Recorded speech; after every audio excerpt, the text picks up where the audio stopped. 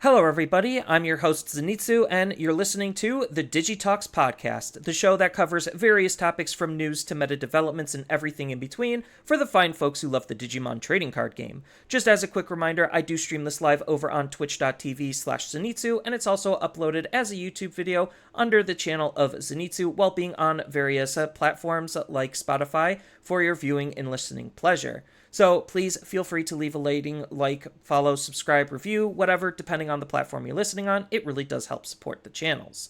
So today I am actually here with a kind of very special guest because this was a topic that I had wanted to do for a while, and I just felt like this person is the best one to talk about this topic. So today I am here with East, and we will be talking about what the game is like over in Japan as a Japanese player's perspective, and kind of compare and contrast that to the North American perspective, because there is like this separation that may or may not be there, and like there's this perception that also may or may not be there. But first, East, why don't you introduce yourself a bit and kind of just tell everyone who you are?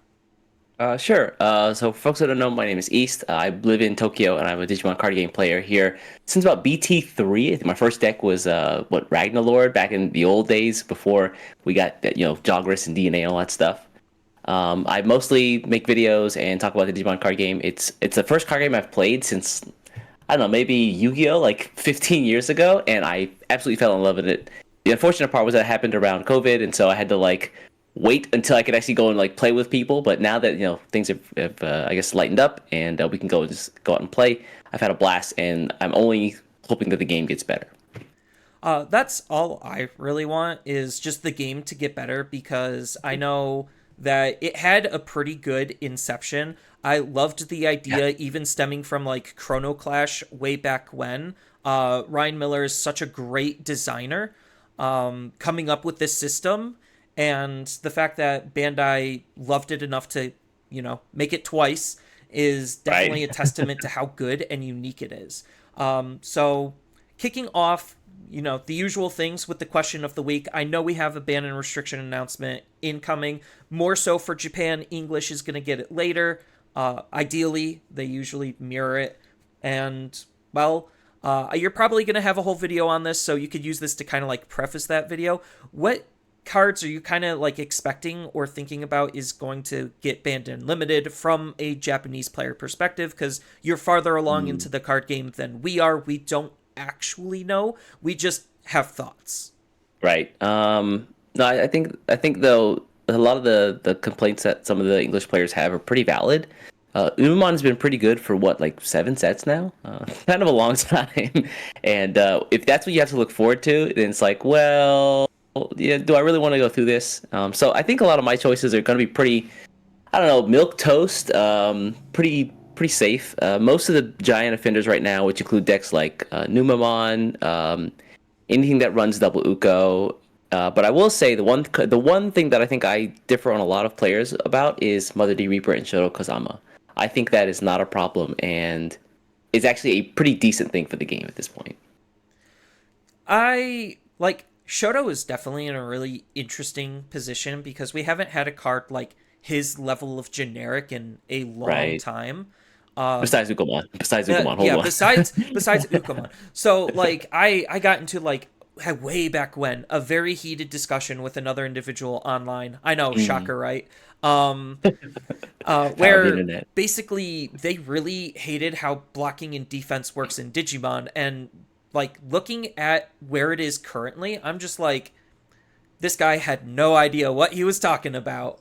Um, it just is interesting to see how far things have came since the beginning of the game. It's definitely is a different game. I think with aces popping up as well, I think that changed the face of the game. And I don't know if a lot of players agree with me, but I think very much for the better. I still occasionally see people saying they hate Blast, or not Blast, but Ace, yeah, Blast Digivolve. And I'm always like scratching my head, like, why? Doesn't that give more interaction? I don't know. I think it's like the hand trappiness that players are finding Uh, ways to force, so it's not actually used in the intended way. That's just how I'm reading into it. you mean like with taunt, right? Yeah, so Like, like, because we've had taunt since Examon. That was literally his whole gimmick oh was yeah. I basically turn off your raising area because the second you raise, I taunt your Digimon, force it to attack, and then you can't Digivolve, and I kind of win from Mm, that. And this is yeah, that was very basically, powerful. yeah, this is basically that 2.0, where now you don't even need to have a Digimon. You could just hard play something, force them to taunt, and then ruin their whole field and their whole game plan before they even get started, versus them attacking into it and hoping you don't have it. I think the important distinction there is that where Examon had the ability to just taunt whatever came out, most other cards, I think the biggest offender right now is probably like the EX5 Edamon, who on play and evolve can taunt something and then weaken it at the same time.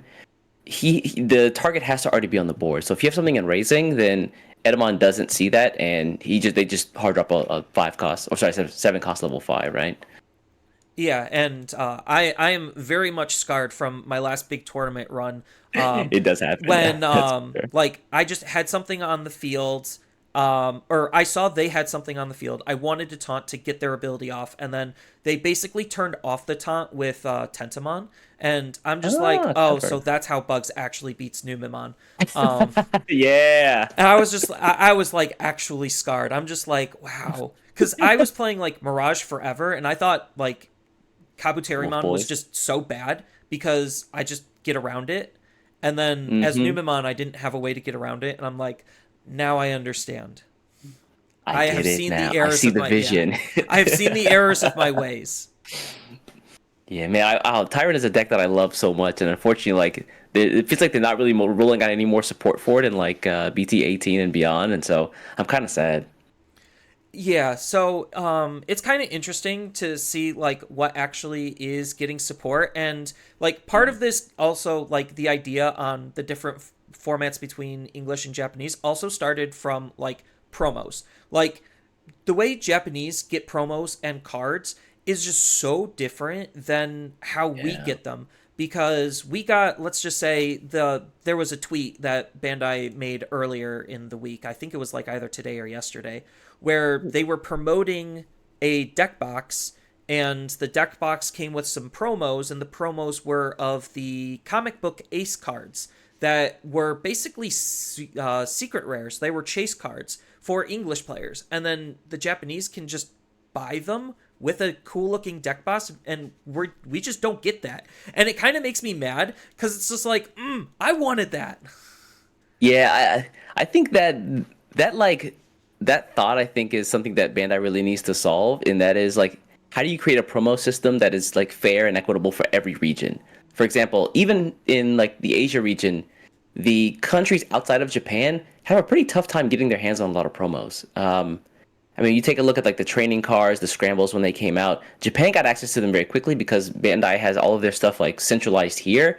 But then when you have to get those out to the distributors elsewhere, or like give the other people in Asia a chance to, like to grab those cards, there's not a really easy or clear path for that. And I think that's like one of the big things that Bandai could really help to like work on.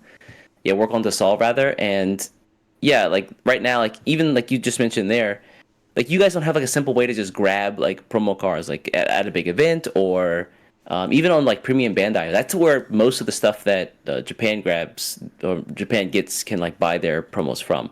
So for example, just yesterday the LM4 set went on sale after much chagrin of it not being in the Grand Asia Finals, even though it was promised to be there. But that all of Japan could just buy pretty much everything they needed, like 2 boxes, and that's pretty much a full set of everything from just that one site, and then you're done. It's like $60. That's it. That's it. Yeah, because a lot of this kind of like Bandai's always been pretty bad with promos, and it's not literally just exclusive to Digimon. It's Mm, every single card game they have, and they have a lot of card games issue with promos and acquisitions, dating all the way back to like the original Dragon Ball Super. I guess now it's Super Masters.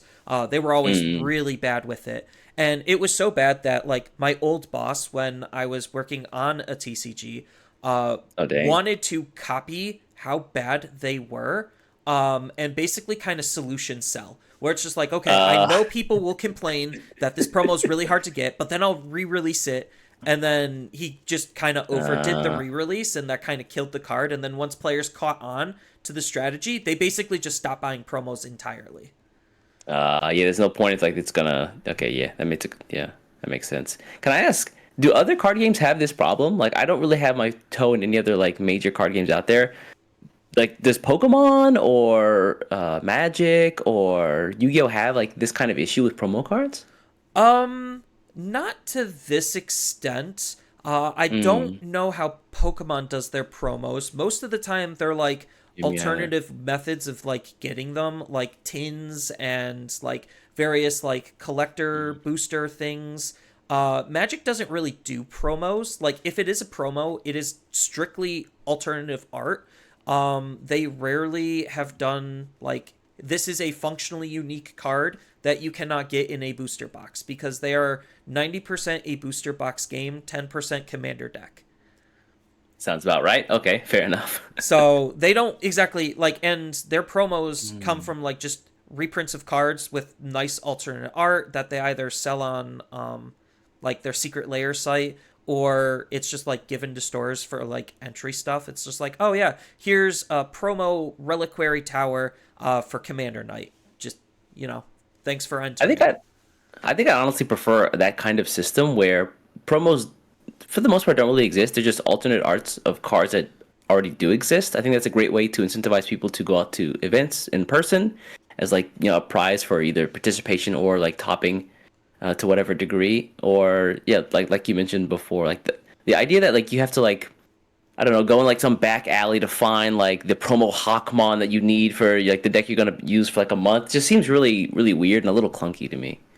It is. Bandai definitely has a promo problem. And I did a whole conversation about that. And like, it even comes down to just how promos just are translated between English and like the Japanese. Because you guys had an Mm. entire starter deck that was chopped up as a box topper for us. It's just like, why? Which one? The Gamamon starter deck, where you got the promo Gamamon. Really? Yes. You had the Gamamon box, the little starter deck with some really good reprints, Did not and know we that. all thought we were gonna get it, and then we didn't, and we learned that it was inside of like BT10 chopped up as a box topper. I nearly lost my mind because that would have been like the biggest no-brainer easy sell is like, yeah, here's a cheap starter deck, comes with a nice box, just and good cards. I'm like, why? Is it how hard is this, Bandai? Yeah, it's weird that they would make a decision like that. Also considering like the West is their biggest market. I think I mentioned this in a previous video, but like people say that like they think that like they make the game for the Japan, but that's not the case. Toei in a sales report noted how even they were surprised at how well the Digimon card game was doing overseas and like it was bigger than it was in Japan. Yeah, because as a EN player, it feels like they cater a lot more to the Japanese side of things, and they definitely favor the Japanese side of things. And then I've been listening and watching to some of your videos, and you're basically saying the exact opposite. I'm just like, wait, hold up, are we on the How? same? Yeah, are we on the same page here? I think the one of the really big pushes you're probably going to see in the next I don't know couple months, and this is kind of based off of a conversation I had with my editor. Shout outs to Lord Seiji. The right now in the West, you guys have best of three, and I think that everybody's happy with that system. And here in Asia, we have best of one for the most part. I mean, there was like one Grand Asia Open that had best of three, but it was like, yeah, very weird, very different from everything else. But outside of that, I think that I was speaking with Seiji the other day, and he was like, "Yeah, they were trying to introduce a BO1 for one of our upcoming events, and we got pissed off, and so they immediately changed everything back to BO3."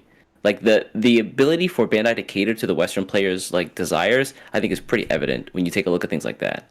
I mean, we've seen big pushbacks before, like when they were Mm, testing mulligans and sideboards and all that yeah. stuff. And even just from the RB set, like there that was a Oh massive God, yeah. pushback. I think I mean that that was a was huge win though for you guys. I think I'm so happy that happened. Like they absolutely needed to include like the min boosts. yeah, we had a giant monkey's paw where it was like, yes, we got what we wanted, but at the cost of the RB1 cards actually being significantly harder to get, to the point where Mm. Manzeman is like a $15-$20 card for us. And that's kind of crazy to Wow. think that it's just a rare, but it's like one of the best cards in the entire set because of the deck that it's played in. So Fair it's enough. Yeah. so it just became significantly harder to get, like way worse to get the RB cards for us than it was for you guys. I mean, they came out in boxes though, right? Like, was it the stores just didn't order them, or like what was the No, hard part about getting them? so funny thing is, stores over ordered the boxes, which was a ginormous mistake that had long term ramifications in which we're feeling right now. Mm. Um, and the pull rates for the new cards was just astronomically low, like astronomically low. Oh, so they short printed them. Yes. Oh, I didn't know that. That's rough. So wait, why did stores over order then? I mean, wouldn't that technically be a good thing? Because then like you could still, even if the pull rates were low, you could get another box to try to I guess get another copy, right? So stores over ordered it because they were under the like Magic Masters like conditioned, where it's just like, hey, this is supposed to be a really big reprint set, and this is a premium Mm. product. So you're probably gonna like, it was advertised to them that this is a premium like thing, so it's already more expensive, but they were expecting Oh. a more expensive return. And then when the set tanked because the pull rates were really bad in favor of the old cards, and the old cards had almost no Oh, that's value, rough. yeah, Yeah. it made You the piss off a lot of people that way. it pissed off a lot of stores to the point where they didn't order as much of literally the sets we're getting right now, which is Oh, damn, that's rough. unfortunate.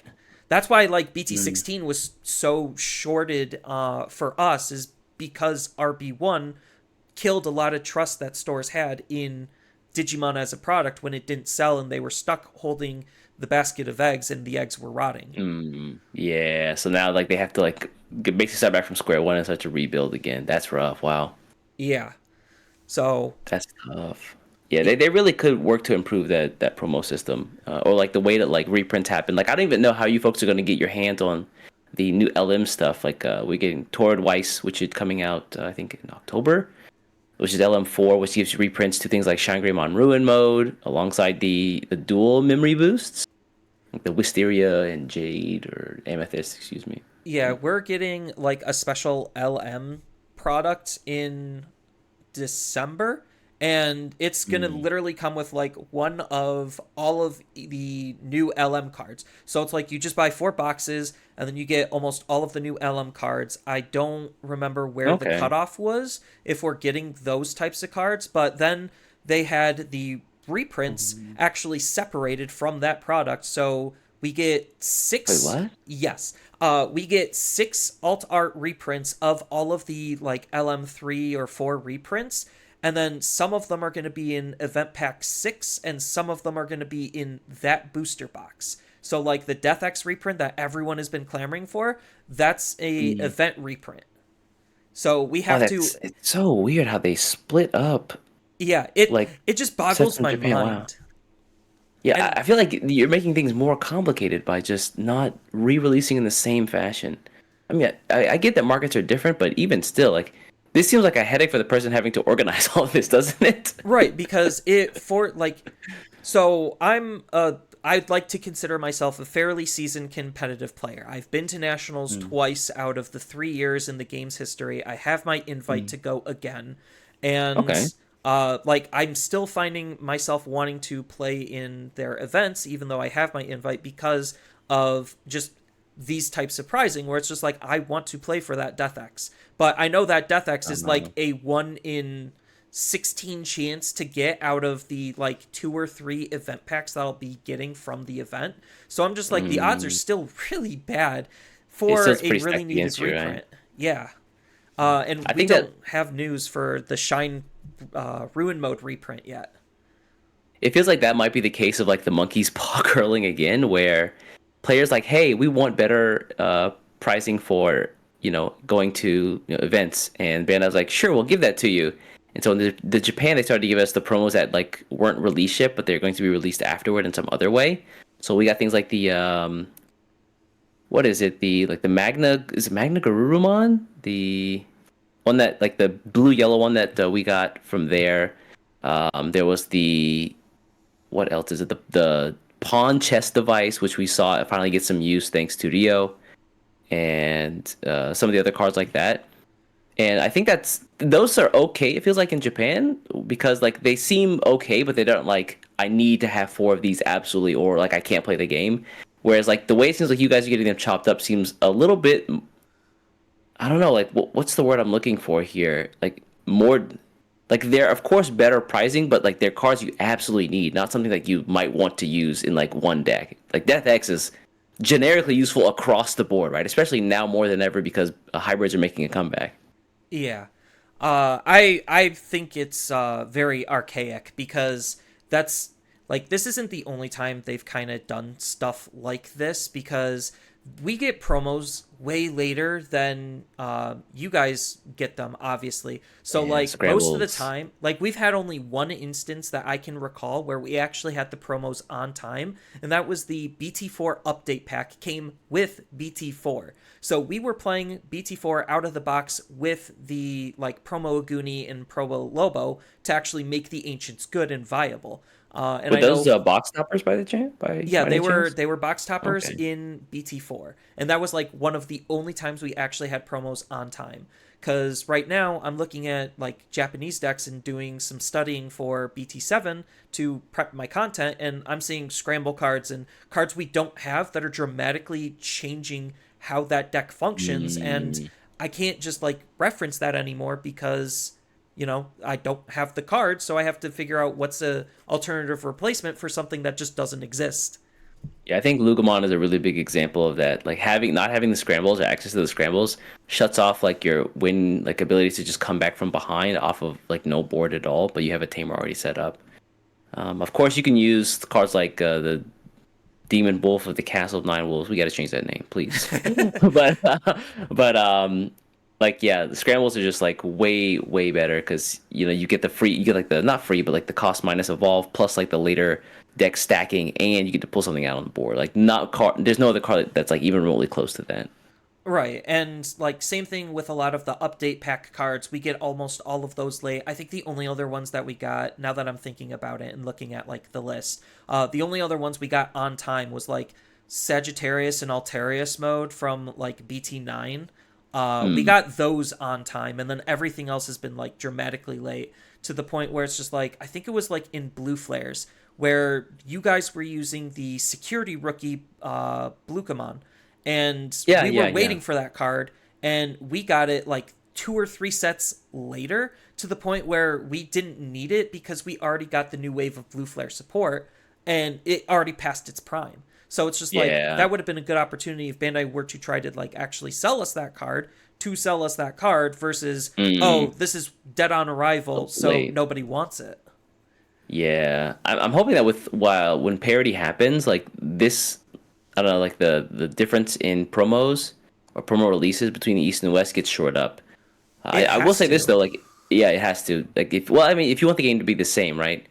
I will say this though, like if if you as an English card game player do not like anything in the current environment, whenever they put out those questionnaires, absolutely fill them out. I think people really underestimate the how much they listen to those questionnaires, and I think they really should be putting in a lot more effort and work towards filling them out whenever Bandai requests them when new sets drop. I make sure I fill them out. I probably should do a better job at reminding people to fill out it themselves, but I always fill it out. And Mm. sometimes they listen. Like, thank you for Yeah, the yeah, they do. Bancho Leo support with the Nature Spirits cards and the Ah, yeah. yeah, and the Leomon X promo. I'm like holding my Fortitude deck right now, and I'm just like, ooh, it's my yeah, Soon, it's my casual soon. deck. Mm-mm. Because like I found because of this whole like promo thing and just card acquisition in general, it kind of turns me off from building casual decks anymore because the price, Really? yes, the price of building casual is more expensive than the price of building competitive. So I'm just like, why am I wasting my time building this casual deck? Like I was just watching, well, I wasn't watching. My teammates were watching Mario's breakdown of Diabormon and how it's just like, yeah, that deck's like $300, and I'm just like, $300 for like a tier 3 deck? No. What are I'll you? just Wait, what are you? what is $300 in that deck? Why? So it's mostly due to Diaboromon Ace being yet again another promo, and that card's like $25. Uh, And you need four, or at least like two to four of it.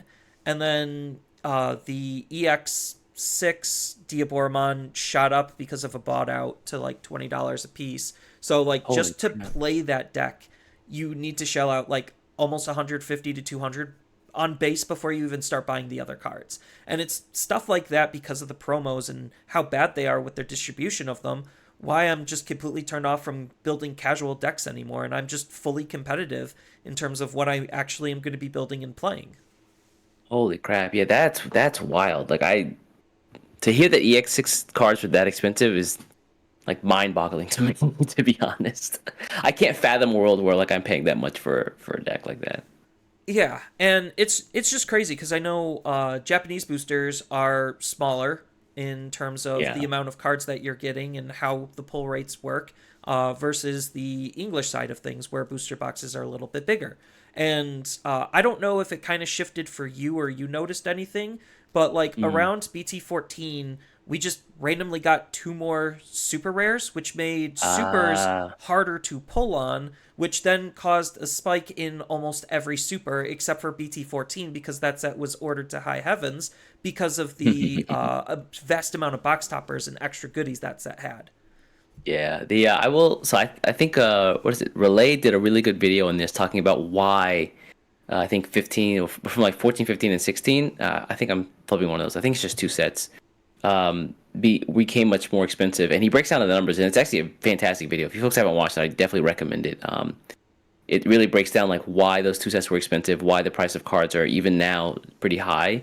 And I will say the one good thing that came out of that though was that Bandai reneged on that, and in future sets after those two, they they reduced the amount of super rares in sets again. So Well, we're not going to be feeling that until post unification because I'm already under the assumption that special I think it booster. happens from 17. So yeah, you guys get a little taste of it anyway. Okay, that's at least good to hear because I'm Mm-mm-mm. like super nervous about the special booster sets because whenever we have large booster boxes, pull rates tend to be really bad, and Bandai usually doesn't know how to actually make them good. RB is a prime example of that. Oh Special yeah, I've Booster heard about this. 1.0 is another really bad example where supers were really hard to pull, which is why Omnimon like on release was like $50. Um, Jesus, he was pretty yeah, pricey here too, but it not it 50. was That's crazy. it was not great. But granted, short supply, COVID, and all that stuff that definitely had a role to play in that. Yeah, that's a good point. Yeah, different environment for sure. But I'm just nervous. Hopefully they manage this upcoming, because you guys are getting what, it's like 18 and then half of 19 and then the other half of 19 and 20 together. Is that right? Yes. Mm-mm-mm. So Hopefully they have learned. We'll see though. hopefully. But yeah, so gonna shift gears a little bit. How easy is it for like Japan to be able to like get their cards? Like as a Japanese player, I know you kind of said like Hmm. in some other territories it's a little bit more difficult, especially in the promo department. But like as a Japanese player, like generally, how easy do you find your current pull rates to be able to like get your cards quickly enough and efficiently enough? Um, I'm not sure if I'm actually the best person to ask now that I think about this. I live in Akihabara or next to Akihabara, which is probably like the best place in all of Japan to play the game. I've got lots of choices for shops to go to. I can go to a shop on like opening day, grab the boxes I want, and buy all the singles I need. And because prices are here are generally lower, and the yen is garbage compared to pretty much any currency on Earth right now. I can pretty affordably get whatever I need. Like if I like what I'll do is I'll go and I'll grab a couple of boxes, and then I'll say, okay, for like insurance purposes, let me grab a couple of like maybe like two of the secret rares, and then like any like if I really want a super rare, I'll just grab four copies of it off the bat, and if I pull any more, then I'll just sell them back. Whatever, it's fine. So in terms of like new set releases, it's not hard at all. I've never struggled to find a card. If there's any time that I need to like really struggle, it's probably finding like older cards, or I'm talking like, really cards that become super useful that are from like BT7, like BT9. Okay. Because I know just the way shops work is just fundamentally different versus like Japan Mm, versus Ingyan. Because I think like, yeah. correct me if I'm wrong. My understanding is like Japan has more specialties where it's just like you go to the shop because this is like a Bandai shop. You go to the shop Yeah. because they specifically support this one game, and then they have a couple of other small things outside of that. For Yeah. the English things, it's more broad. Everyone just tries to do everything, and that's not exactly possible. Uh, I've had multiple shops die on me in terms of local scenes because the Digimon scene wasn't dedicated. It was too spread out between a whole bunch of different shops. So, like, it just became a real struggle to actually have a shop to play at. And I don't know what it's actually like over in Japan when it comes to that. I mean, and also keep in mind, Japan is like a mega city. It is by population the largest city on the planet, and Akihabara is very condensed. So they have the blessing to be able to specialize, right? I get it. Like when you take a look at like places in America, which is way more spread out, I get that card shops are like it's really hard if I specialize in one game and then like that game tanks or that scene just like evaporates, right? So I can kind of understand like from a business perspective where they're coming from. They're trying to put their eggs in a couple of baskets, but yeah, I guess it's hard for that to work out as well. Because that's why like a lot of places just, oh, we're just going to stick with the tried and true big three, and we're not going to Yeah. deviate because that's the safest thing for us, and then maybe we'll experiment with a fourth or fifth game depending on how well the shop is doing at any given moment. That's what my Mm, shop does, except my shop also was yeah. lazy, and they wanted me to do everything. And Shots fired. yes. I have said this multiple times on the podcast. Like, I put them on blast. I don't say who they are, but anyone who knows me knows who they are. So now I'm driving 45 minutes in order to find a place to Jesus. play. Yeah. No matter what, I would be driving 45 minutes to find a place to play at this point if my actual local shop didn't say we're done to my face. That's what Damn. really killed me. That's rough. Yeah. But at least it's cool that you guys have like good thriving scenes over there because I know it's a little bit more condensed, as you kind of said. So as long Yeah, as like like any we're day of the all, week. yeah, as long as we're able to play the game, that's all I really care about. Uh, Yeah, like any day of the week, I can just like pop onto the Bandai TCG app, uh, and I can just like find a local to go to. And yeah, like again, most popular city on earth. That's like something that I know that not everybody does, but yeah, over here, like especially in Tokyo, the game is definitely thriving. Yeah. And I'm not saying like the game isn't thriving here. Like I honestly think like looking Mm-mm-mm-mm. at the current like environment of TCGs after not only making one even though it's dead, barely lasted a year, but Rest in peace. yes. It was definitely a huge eye-opening learning experience nonetheless on just the Mm, insides of the trading card industry. So like I understand some of Bandai's struggles and issues because they were struggles and issues that I had to also figure out how to navigate mm, with my other coworkers at that time. Which is why like I hate the fact that they do like the generic background alt arts where it's just like, yeah, we're going to have this one art and then we're going to strip the background and put a color in, and I'm like, I hate it. I hate that so much, but I know it's a cost-cutting thing. yeah, right. Like the prints. Yeah, I get that. I get that for sure. But so speaking of shops, so like I know the tournament structure is completely different in Japan than it is in America. Because if anyone's surprisingly unfamiliar with how America works, it's just, or like the EN side, we have Mm, basically just regionals, and we have Ultimate Cups as far as like big premier Bandai events that actually mean anything outside of like mm-hmm. just store stuff. They tried to do store championships and store regionals, and hopefully they'll fix that and get better at it as a way to be able to earn extra invites. But we have to earn invites playing in these large events, like large scale, couple hundred people events. Mm. And it's like extra sweaty because of it. And Oh, I bet. they I do bet. they only do like one or two per month of each. It's just like a month will have like either an Ultimate Cup or a regional, or they'll have Mm. like two of each if we're lucky. Some months won't have any, which is unfortunate because all we want to do is play Yeah. the game. But Amen. this makes getting to nationals a really important and impressive feat, and like saying, "Hey, I earned my invite," is like way more prestigious than it actually seems. And then from there, we all play in nationals, and that's how we get ourselves to worlds. So, what does it actually Mm. look like for you guys over there? So I think that our system in the past kind of mirrored that. However, now this year specifically, things have changed a lot. So kind of going back to previous years, the May through August months, there was really no reason to play the game competitively if you're trying to like get a world's invite, because those it really didn't there was no event that really happened that mattered competitively. Like if you're trying to like get an invite through some like qualifier or something, they just didn't exist. So Bandai turned around this year and they said, okay, so here's what we're gonna do. We're gonna split the tournament season into two cycles. And so cycle one, which is we just finished over here in Asia, is this really cool setup where they have all of the store qualifiers early on and across Japan, and at the same time, outside of Japan, they're having something called the Grand Asia Open, which is a bunch of events in different countries in Asia outside of like I just mentioned, Japan, like Singapore, Malaysia, Hong Kong, Taiwan, etc., etc. And all the winners of those outside of Japan tournaments got to come to like a finals Grand Asia Open later on in August.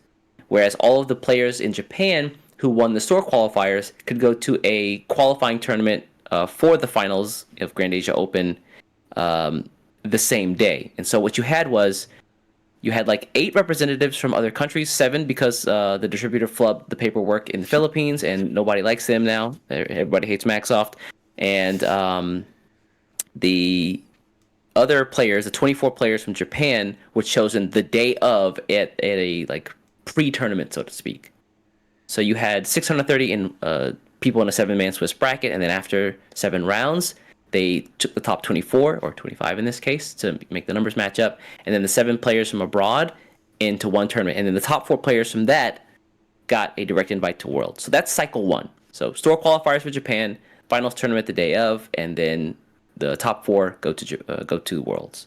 And then if you're living outside Japan and Asia, you play in your country's Grand Asia Open, and then you go to the Grand Asia Open finals, and then if you make top 4, then you go to Worlds directly.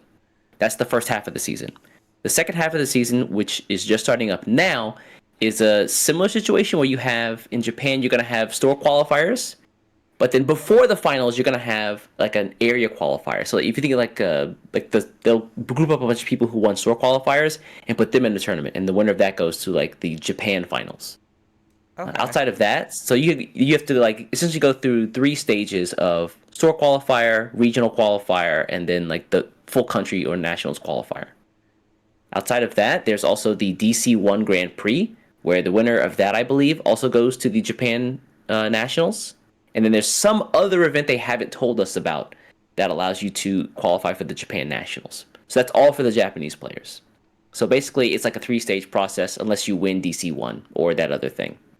Okay. Outside We outside of Japan, we have the Asia qualifying events again, and so those people will also just get direct invites to Worlds if they qualify in their uh, tournaments abroad. So that's the quick breakdown. I know I didn't probably describe that the best way, but that's like the easiest way to probably say it.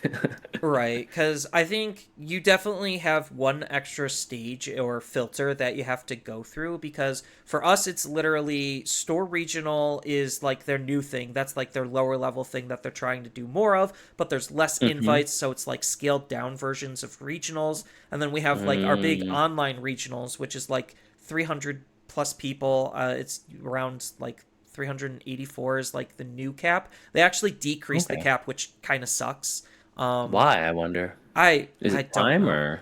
My thought was Mm, because of the serialized Omnimon, which I didn't even reveal my number yet. I was thinking about how I wanted to do it. Yeah, so I was thinking because of the serialized Omnimon, they only had so many to distribute, which means they can only run the event so uh, many times before times the number fair. runs out. Yeah, that's a good point. I didn't think about that. But that's my only like Mm, insight into that as far as like what a possible reason for the decrease could be. But that only mm, affects like the top few people. So it might just be printing issues for like all of the other pricing, like because they're running so many card games. And I know Bandai as a company basically prints almost everything in house. They don't actually have outside printers, or they rarely use outside printers because Bandai's kind of a control freak like that. Oh So yeah, Japanese like traditional company. I get it. Yeah, trust me. believe me, I heard the conversations my boss had with Bandai when we were still running Dragon Ball tournaments. Because anyone who remembers, this is more of an English side thing. Anyone who remembers ARG, they were huge with Dragon Ball Super Masters. As far as now, they also did like Yu-Gi-Oh and some other stuff. And my boss pissed a lot of high-end people off in a lot of card games. Um, yeah, to the point where he basically rebranded his shop. Yeah, Jesus. it was Jesus. yeah, it was not It's a good. different guy. Don't worry. Yeah. So, but I learned a lot and got some insight from him because he's just like, the one thing you're going to take away from this job is you're going to learn a lot, and I did. Yeah, mission accomplished. But that's why I know like they print basically everything in house.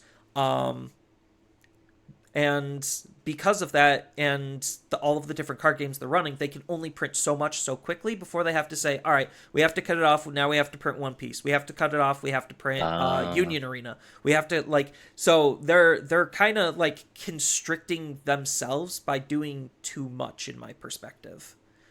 yeah, I mean they really should, like if they haven't, they really need to expand that entire operation because when you're running this many games, and I think even more coming out. Someone correct me if I'm wrong. I think the Conan card game is also created by them. I have no source for that, but I think that's correct. So like if they're only planning to make more and more games, like they have to scale that operation up at some point, right? I would think. I don't know if they did or not because obviously I don't work for Bandai. I just know about Bandai. Um, but I would hope that they are considering the amount that they're doing because if you look at like a TCG company like Bushy Road, they at most Mm. had 4 card games running and now they only have 2. So they learned really quickly that they can, and they're just as big as Bandai. Um, Yeah. so they They- learned really quickly. Well, I guess not really quickly. It took them like 10 plus years to realize. Yeah, they've been out for a while now. They've been in the game for a bit. Yeah. Yeah, it took them at least 10 plus years to realize that running anything more than 2 card games is borderline unsustainable for a company of their size. And mind you, they have like wrestling and a whole bunch of other stuff to try to like keep them afloat in other areas. They do anime just like Bandai. Like they're actually bigger They do than people fighting can. games now. Do you know that? Yes. That's Uh, crazy. They're making the new Nin Impact game for Hunter x Hunter. that game looks kind of neat. I'm not gonna lie. I used to It play is fighting games. bonkers. Yeah, I It used is to be a bonkers. big Tekken guy myself.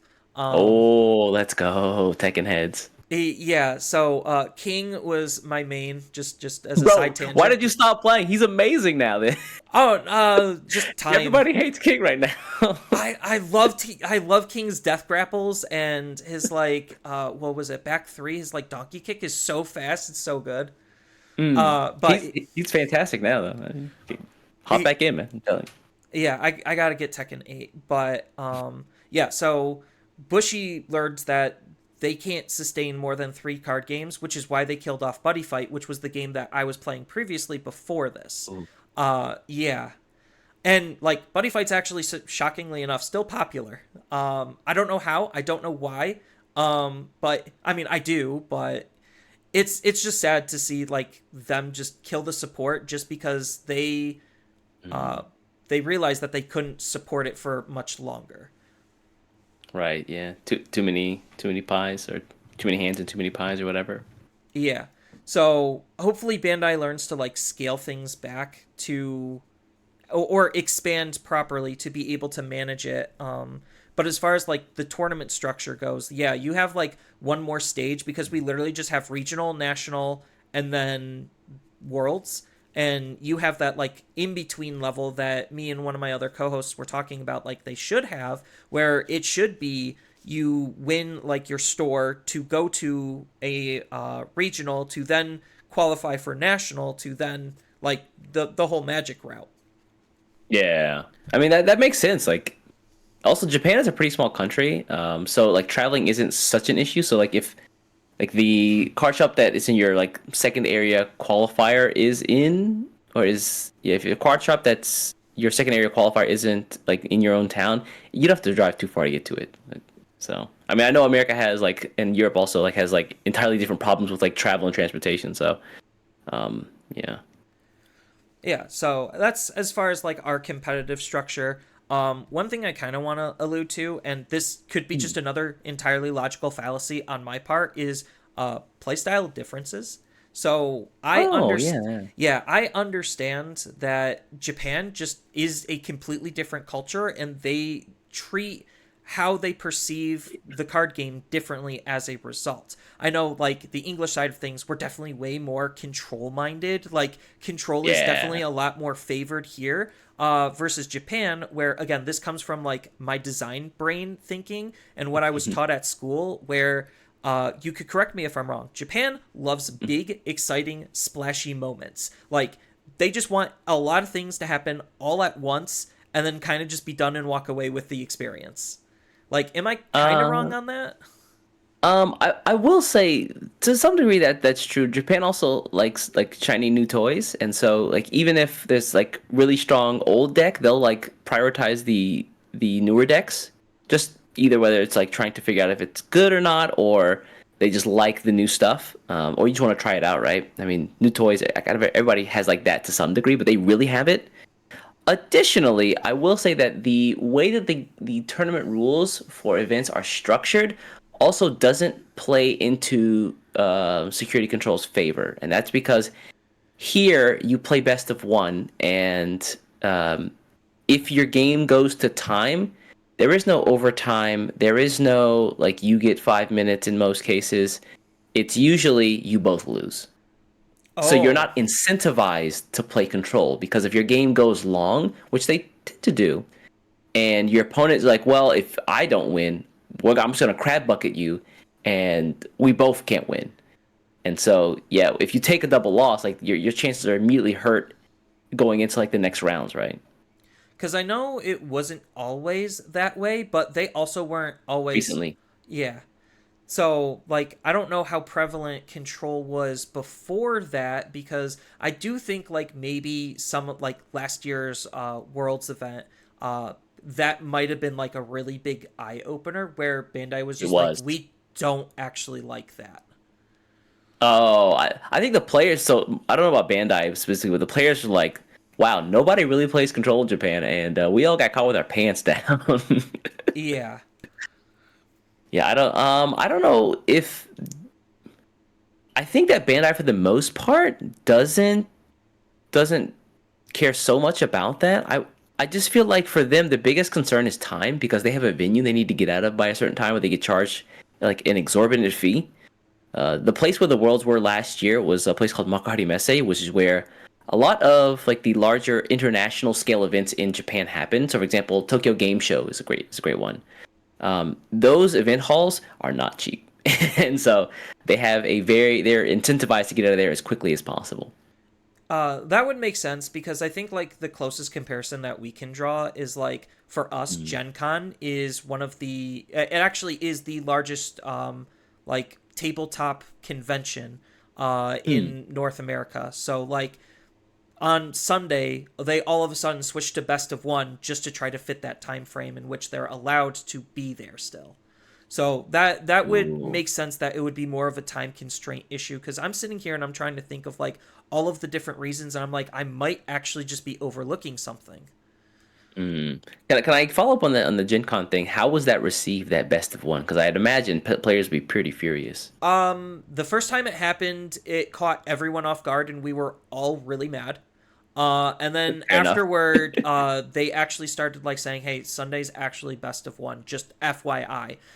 Which for me, from a data Mm. perspective, when I look at the data, kind of sucks because I'm just like, this is slightly different because it's a best of one. So like, I understand that these Yeah. decks technically could be capable of doing this type of performance, but how often is that actually likely to happen with triple the amount of games that they now need to play in order to have Mm. that same level of success? Yeah, there's that, and you always have to like it's a balancing act, I think, and I think that speaking with some other players, this also came to mind. if you have 7 rounds of Swiss and then you have, I don't know, like a top cut, which is like maybe 3 or 4 rounds that are also best of three, you're playing 11 rounds of best of three. And I get that people want to play more games, but 11 hours is a hell of a day with no lunch break. No lunch break? Oh my god! At Like, least for I mean, like, where do you fit it in, right? Like, think about it. Like, the time the event center opens, plus all the time the players are playing, plus a lunch, plus you're praying that nothing goes wrong and you get like pushed back. Like logistically, best of three in a big event is really tough to run. I mean, it's funny you say that because Bandai literally just changed how our best of threes work for tournaments, where they are actually forcing the TOs to run all 10 rounds of Swiss. Or like nine, I think it's actually 9 rounds, but they're forcing all of the rounds of Swiss to be played, which is usually 9 or 10 rounds. Okay. And before it was until an undefeated, which usually happened at around 6 or 7 wins because of Yeah. tiebreakers, and ties. But now they're forcing everyone to Mm-mm-mm. run the whole event. So I have done like 11 hours of straight Digimon, and the only time I find to actually like have those breaks is, yeah, I have to basically win as quickly as I possibly can. Luckily for Yeah. me, I'm an aggro So you can't play player. control, yeah. Yeah, There you go. I hate control so much. Usually I'm the aggro player where it's just like I'll beat up my opponent in like 15 minutes flat and walk away and be like, all right, I'm gonna go make lunch Lunchtime. chat. So see ya. Yeah, that like I get it though. Like myself included. I think everybody wants to play more games, but also logistically, a huge event, 11 hours is tough. Like not only mentally but physically. Like that's insane. Yeah, because I that's wouldn't hate like a best. Look, you're probably gonna get mad at me, but like I wouldn't hate best of one in Swiss, and then the top cut is best of three. I wouldn't hate that kind of system at all. I think it would definitely be interesting. Like that's something Bandai would need to experiment with, and I think like at least for Mm. the English side of things, that's where Ultimate Cup comes in, is because that was the experimental zone, and Uh, Bandai kind of stopped experimenting because the whole monocolor thing ended so poorly for us. Everyone hated it. Real, Yes. I think their choice of color is what really screws them. Like they gave us the monocolor cup when vaccine armor was at its height, and so it's like if we can only play yellow, and vaccine armor is all yellow, and it's also just one of the best decks in the game currently. Why would I play almost anything else? And Well, people were just like, why do they like? They could have chosen black or green or something else, but yellow just seems like the worst choice, honestly. yeah, for our Ultimate Cup is your deck has to match the color of the eggs, so we could run the other colors. It's just because of where the development of the game was, the deck choices Mm, was still very slim picking in terms of what was actually competitively viable.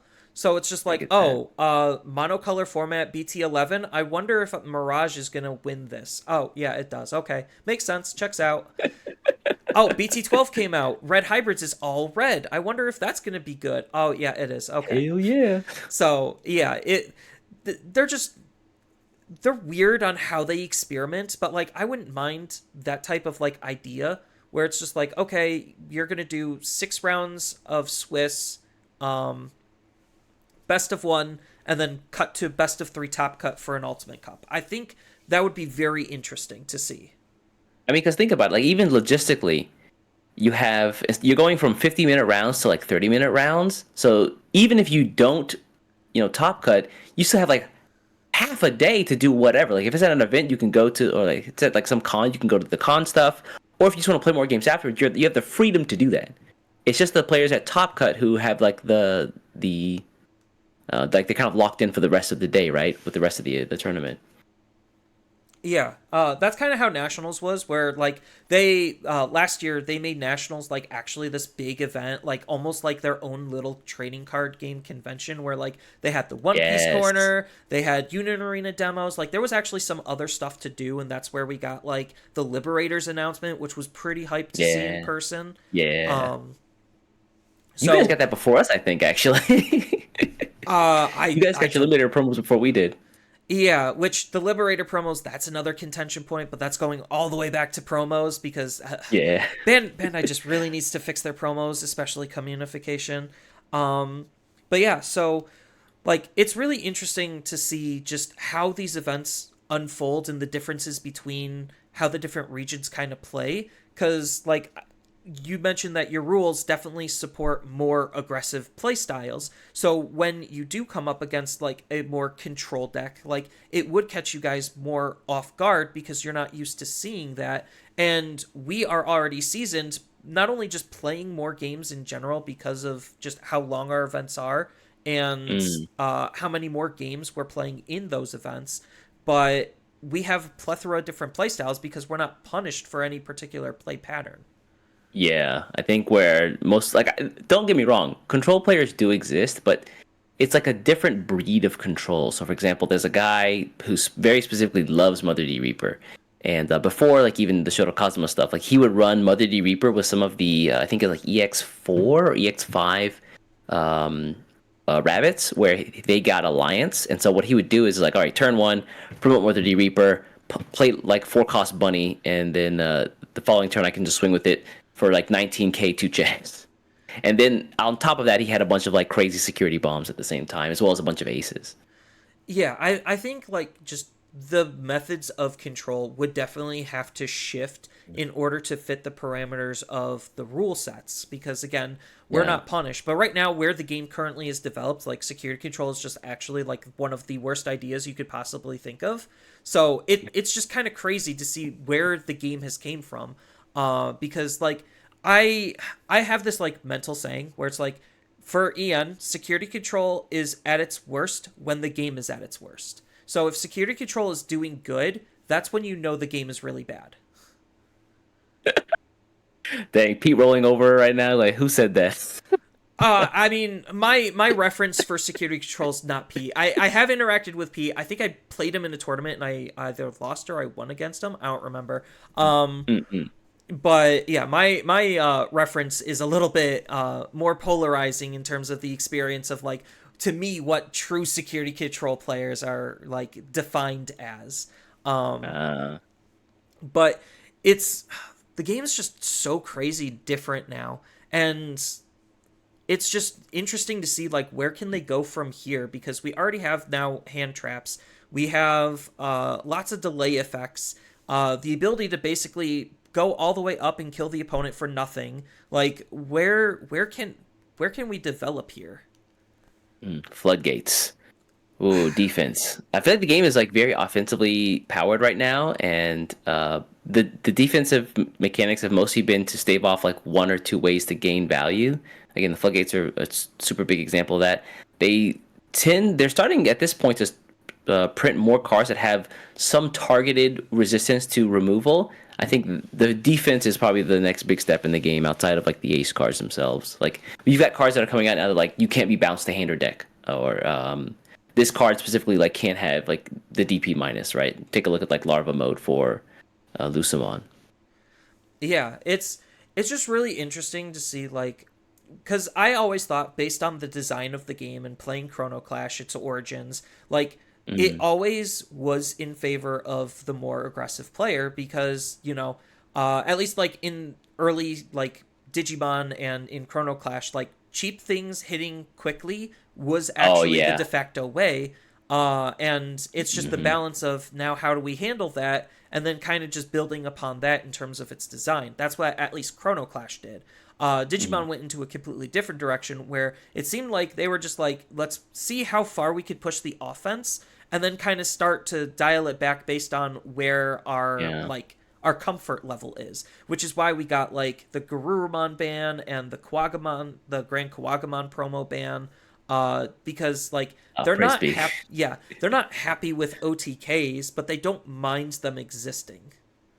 Yeah, I think Lugamon is like a great example of that. Like the Takemi Kazuchi stuff is for the most part an OTK, but there are lots of ways at this point in the game to kind of like put a stop to that. Like whether you just kill them first or you prevent them from like gaining value in some way. Yeah. And it exists, but it's not like a problem that Bandai says we need to hit every OTK in the game, and if they exist and like the game is at its worst, it's not definitely not the case. Yeah. So this is kind of stemming from one of my teammates because I asked them like, "Hey, what do you actually want me to ask East?" And one of them definitely is curious to know if there's any cheating issues. In the English side, I haven't really noticed any like big, obvious cheating issues recently. I just don't know from the Japanese side of things, especially playing as long as you did, if there was like any like real instances of like this has gotten a little out of control with the cheating and like some of the like poor rule sharking issues, slow play. Slow play is typically not a thing here for the most part, just because if you go to time, you both lose, so you're not incentivized to actually play slowly at all, unless you have no way of winning, right? Outside of that, so here's the thing: like Japanese culture doesn't typically tend to talk negatively about anybody, so it makes it really hard to parse that sort of thing. I will say though, like even in my opinion, or not my opinion, but sorry, my experience, it's probably more along the lines of like really hardline rule sharking. That's probably the worst I've seen. But people outright cheating, I've almost never heard of. So most of the time you see or you hear people talking about, oh, he cheated, and I think that some folks might be really quick to ascribe cheating to a player who just didn't know or made a mistake without like malice aforethought. Where, for example, you take a look at some of the Grand Asia Open games, and one of the players like said, "Oh, your card doesn't work like this," and something I think it's really easy to like point a finger at, but not really understand when you're in the hot seat yourself, is that these players in like Malaysia or Indonesia or Hong Kong or where have you are playing with Japanese cards that don't have the effects that you can read in a language that you know. And so, if I were to just hand you Japanese cards, like play in a tournament and don't make a mistake, I think that if you're not Japanese, that's a hard bar to clear. Right, because like I've played with like Japanese proxies like in the early stages, and it got to the Hmm. point where I just like flat out memorized the majority of what the cards did, and I'm like, yeah, I know that card does that. That's what they have to do. I mean, like they have to memorize the entire game, and so like when you have to memorize what 3,500 cards at this point or something like that, it's really tough. Yeah, especially when somebody brings out like a niche card that you're just not completely expecting. It's just like, oh, hold Yeah. up, what does that do again? Me looking at the entire Galaxy engine the past weekend. One of my teammates, he's a huge stan on Galaxy, and Oh, like nice. I honestly think that that engine is like borderline cracked. Although like I It just played is. a memory floodgate and then basically just turned off his entire deck. I think that's kind of hilarious, but like it's really sad to where it's just like I need to run that card to be able to handle that situation. Otherwise, I just get completely ran over. I And mean, that's why I think defense is starting to make a bigger push in the game. But so you don't have to feel like you have to run one card to take care of them. Maybe kind of fit into your deck in some of the newer cards coming out. yeah, because like Digimon is weird, where it's just like it's trying to be an archetype game, but not an archetype game at the same time. So it's like cards like Mm, Shoto just feel like such a huge standout, where it's just like it honestly I would get be that. balanced if it just had Vortex Warrior. Same thing with Apocalypse. It would have been balanced if it just locked itself to Dark Masters. So it's just like it's moments like those where I really don't understand where the like the designers are coming from when they just accidentally or on purpose make such a generically cut card that almost every deck wants to now homogenize. Yeah, I mean, for the most part, I'm probably gonna die on this Shoto Kazama Hill. I think he's okay, but when you take a look at cards like a Pokemon, yeah, that being as generic as it was insane. Like it's crazy that that kind of card, people looked at it in the development team or like the dev team were like, yeah, this is good. Print it, send it to the print. How did that happen? I mean, some of it might be in poor playtesting because this comes from my own personal experience where by our game's second set, we had an infinite combo and we didn't know it. And then our playtesters, yeah, our playtesters did not even catch it either. So when we posted the stuff on social media because we were doing the whole like spoiler season and whatnot, that card blew Mm-mm-mm-mm. up so negatively in our faces, and it Oh was just such no. a blatant like oversight on the designer part. So like I can understand that like, oh, it probably was just a big designer oopsies, their playtesting team just totally missed it. But at the same time, it's like if they just followed like a simple rule of like, hey, we probably should archetype lock things a little bit more than we do, I Mm. think like some of those problems could just easily magically go away. But that's just Especially in the me. case of Apocalypse, yeah. No, I agree. Especially in that case, like when cards are that generically good, where you can just basically uninteract with your, not interact with your opponent, to win the game, it's wild. I don't think anybody likes that. Yeah, because I almost feel like because Bandai's not like against solution selling, where it's just like, okay, Apocalypse was the problem, but the solution's supposed to be uh God, Paladin Ace. Merciful mode? No, Oh yeah, Paladin Ace Paladin too. Ace. Yeah. Yeah, Paladin Ace was supposed to be the answer.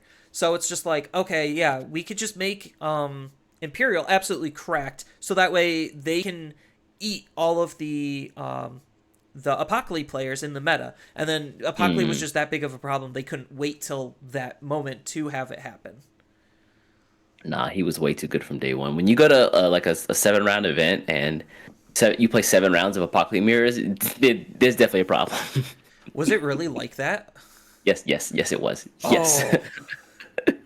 Oh, You'd see players like tournament reports, and it'd be like round one Apocalypse, round two Apocalypse, round three Apocalypse, round four Apocalypse, round five Numa, round six Apocalypse. It's like, all right, well, I yeah. signed up for it. Because I know it's really interesting on how like your data event collection goes because you don't Hmm. really have like thankfully for EN players we have like Eggman events that basically takes all of the data that all of the store or not stores all of the technically they're stores all of the TOs are willing to give Mm, and mm, mm. like he aggregates it and collects it into a website and then that's what I use to throw that data into my spreadsheet to get what I end up with. So if Yeah. anyone's actually curious on like how I get those numbers, they're all from like basically Eggman events and any TO that's willing to share their data. But Bandai actually Mm. puts limits on what they're able to share. I don't understand that decision at all. I really wish that you had to register your deck on the Bandai TCG app before the event, and then once the event was finished, the results were posted on that app or on like some website, or there was a public API where people could query and just find like, let me see all the decks from this event. Like it would be so easy to bake into a system they already own, and I just don't understand the reasoning behind any of that like secrecy or like the veil of like trying to collect data. It seems like that's counterproductive to like people posting up more information about the game to help get other folks into it. You know what I mean?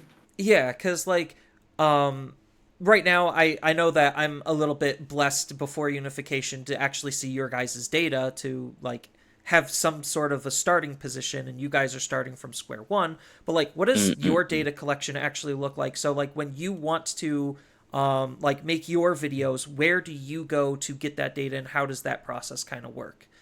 In the past, it was used mostly using like CG Guide, but I realized very quickly on they are missing quite a few events, and so at this point, it's mostly just like keying up hashtags or like following card shops, and then just checking their weekly events every time they post up stuff, and then like collating that into spreadsheets myself, and then from there, I can start to like build out like what the video will look like.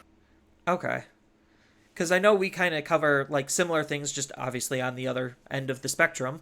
Mm, So I was just curious on like what do you guys use to collect your data? Because like, uh, Twitter, bro. yeah. So do you only look at just the like? I know your events are like mostly store events and they're smaller events. Like, Mhm. is there a good way to kind of like sort for you to sort through what event is what, or do you just automatically know for just playing in the Japanese environment to like discern? Oh, this is top four of Grand Asia Open versus this is some dude's local first place.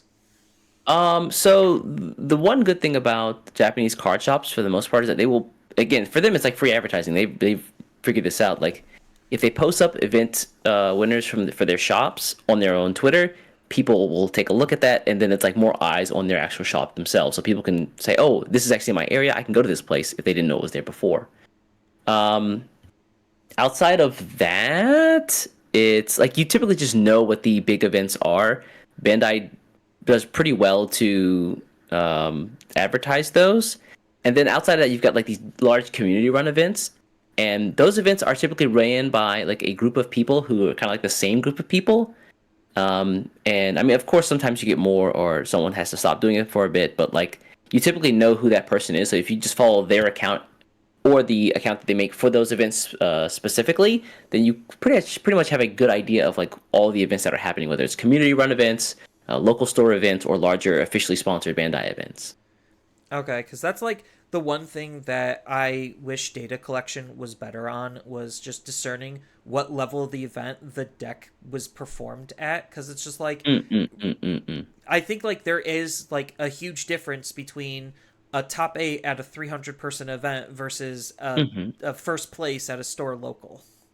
Yeah, I hear this a lot, and I'm wondering if folks are just like maybe missing a piece of the puzzle. Where it's great that I have top four, or sorry, how do I say this? I think a lot of folks say that the Japan and the English scene are different because of the way that the events are run, best of one. Events are also much smaller in Japan. That's mostly because of card, or not card shops, but yeah, sorry, card shop space. Like we don't have like the luxury of like huge spaces. Like if I go to a card shop, it's actually pretty small. I mean, that's just a Japan thing. Um, but like if I have, would you rather have 12 like large tournaments or 400 smaller tournaments to pull data from? That's actually a really tough question.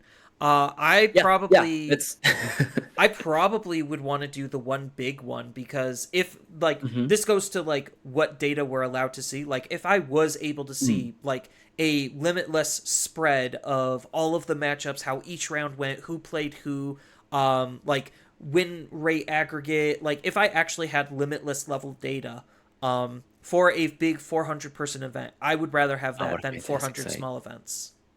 Really? Yes. Oh, so if you had one, so you're saying like you had one large event of 300 people and you had what 400 small events, you would take the larger one over the smaller one? Yes. But don't you That's want if I but don't have you that want more data. data? Um, there's a like so I don't know if you've ever used Limitless. Oh, I have. I love that site, by the way. Oh, I wish that the person who made that site would add Digimon to it so badly. They do. Did they really? Because I Yes. when I checked there, it wasn't there. I've ran tournaments, like Digimon tournaments through it, and other stores like Europe uses it as like their big one. Really? Yeah, so a lot of like the Europe ones, that's where their data comes from, is from Limitless. Where is And I'm on the site right now. Where is it? Like, I'll have to post a link for you. But it is dude, there. that's It's just amazing kind of if it is hidden. there. Ah, okay, okay. Yeah, Because I was it's like, really, they do Digimon stuff? Like, hold on, you yeah. got my They attention now. have they have One Piece on there too. So they're Oh, I expanding to see the some of One the Piece other things. database. Yeah, Ah, I didn't know they had anything else. I thought it was yeah. just I like Pokemon. Pokemon was how it started, and then they're just like, hold up, people actually like this. We could expand. So they yeah. It's a good system. It's a very good site. Holy No, crap. yeah. So like, if I had that level data for a 400 person event, I would like to see that, because then I could like that's how like you'd still get a lot of the same type of data, like matchup spreads and Mm. everything else. So like, there's still a lot of parallels. It's just you'd be able to get some different information rather than like 400 smaller events. What would be able to you'd be able to collect, because it's like, okay, I know this deck is consistent, but is it 9-10 rounds consistent? So that's something the smaller events can't really give you. After what, round three, four? Are your matchups really that different? Yes. Really? Yes. So like, That's surprising to hear. one of my friends, he's just like, or my teammate, he's just like, yeah, I feel really bad. I faced Diaborum on round one, and then like I get he that. You face anything, right? Yeah. right. So like, the first 3 rounds for like these big English events, you literally are facing anything, and then after that, that's when like, if you're still like X and one or X and O, that's when things Yeah. get extra sweaty real quick. Mm-mm, I get that. Yeah, yeah. But so what I'm saying is like after that like third or fourth round, like are you really facing different stuff? You'll still get like an outlier. So like, we had an event where Ragnarlord, it was a European event. We had an event where Ragnarlord actually won first place. I would have loved to see the matchup spread to see how they were able to get there, because depending on that matchup spread, actually you could discern a lot of information, because it's just like, oh, in one of my videos, when it was last year when I got top 8 with red hybrids, I literally flat out said in the video, I did not see my bad matchup, therefore I won. And I was about to do the exact same thing with Numemon when I topped with Numemon. And that's where I was going to reveal my Omnimon number, which I didn't do yet, but I decided not to because I didn't think that was a good message to send, where it's just like, I won because I didn't see my bad matchups. And then literally the next tournament, I see 2 Tyrant players, and I lost to both of them because that matchup is negative. Yeah. But I don't know. I just feel like if the events were so different, then the West and the East would also have very different looking spreads, right? But that's not the Ideally, case. they would. But that's not the case. So I've never understood, like, if I have like a bajillion smaller events and you have like much, like, far less larger events, and the game looks the same, is it like, does it matter at that point? Like, you still have like I don't know, similar amounts of data, but if nothing's changed, like, I don't know. I've always thought that was a weird quip from the West, where they're like, we need bigger event tournaments. Like, we need to have best of 3. And I get, like, more games is more data, but if I have more games from more events actually happening, isn't that comparable to the less events happening with just larger runs? It's definitely a very interesting conundrum because, like, I totally see the other side of it too, but like, as a person who just literally at work, I just throw all of this data into an Excel spreadsheet, and after sorting the data myself a couple of times, I definitely see the value in having the one big event because of what you're able to pull that you can't from the smaller events. And I think that's the small little difference, is like what you're able to pull because the event was larger or longer. That is what can attribute to some decks actually defining themselves as good. Because if I have a person like topping every single week with Diaboromon, I'm just using Diaboromon as an example because he's really popular. But go. he I'm a can't make fan. it past round 3 of a big event. Like, is that really the same level of data that I'm working with? If we're making an apples to apples comparison, right? If you have the limitless data for the large event and I have the limitless data for the smaller event, you can still discern the same thing based on the matchup spreads, right? But the matchup spreads could be more skewed towards the individual players. Is kind of like, it's not necessarily a thing that people are actually acknowledging, because like I saw Tyler from GFG, shout outs to him, fantastic player. Amen. He, just as an example, he single-handedly is skewing some data in favor Let's of go. Numemon topping because he keeps topping with Numemon. Part of it could be his matchup spread, and part of it could be he's just actually goated as a player, or That's both. true. I mean, So, so, like, but is there a really good way to capture like players? I guess, yeah, then maybe the only place to get that is a larger event, but also wouldn't you just see with a bunch of smaller events that deck just topping more? potentially, like, that's the interesting conundrum, where it's just like there's definitely Yeah. value in both, and we don't have a good way of treating both differently. Because, like, Again, if yeah, Bandai could just make the API so that people could query this information, it would be so much easier. I mean, yes. Yeah, that would be like the dream. And I pray that somebody at Bandai is like, man, wouldn't it be cool if we gave our players more data on the game so they could talk about the game more, and then they could shill the game to people who didn't play the game more? Wouldn't that be nice? Yeah, because imagine a world where, like, their API does it for all events, and we could literally see actual matchup spread in data for, like, actual decks, no matter what size event. It's just like, oh, even though Numemon topped first place, what's the actual representation of Numemon? We don't really have that answer. It's That's like, true, yeah. because, like, Mirage right now is a contention point. Like, a lot of people do not like Mirage. And I'm sitting here and I'm thinking he's fine because, like, how many people are actually playing Mirage at this point? I get that he's still good. He has some very obvious bad matchups, but, like, Yeah. he keeps topping. So it's just like, is it actually a player thing? Is it a deck thing?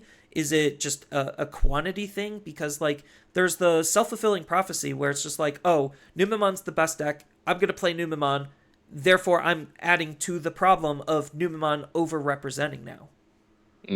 I will say, just on the topic of Mirage, I'm not sure if he's like an amazing card at this point in the game, but I will say, as far as like counter to some of the best stuff that just keeps coming up in the game, he's a fantastic pick. Like, if you're thinking like, okay, Numemon, I got to get rid of all these like deletion effects. What if I just bounce their shit back to hand? You know, no problem. He just keeps becoming like a really good counter card for some of the best decks that pop up in the game, I feel like. Yeah, and I've on the record and I've said it multiple times. I think he's literally a byproduct of where the game is on how good Mm, he's performing. It's just like, oh, yeah. big blockers. I need a way to not be blocked. Oh, hey, there's BT-13 Mirage right there in plain view. Mock Galgamon, thank you for the inheritance. Much appreciated. Oh, right. And it's just like it's small stuff like that where it's just like he's just been given such good anti-meta tools to maintain meta relevancy. Even though like again, his matchups against like Ace Digimon more specifically are just absolutely abysmal. They're so bad. Like if you're playing pure Mirage and you see an Ace Digimon, you're crying no matter what.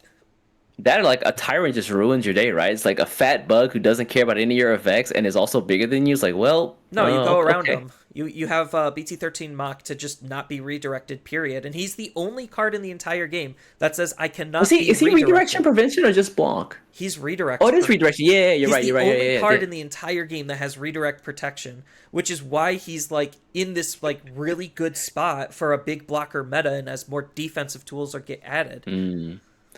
Full Force died for Mirage Galgamon to succeed.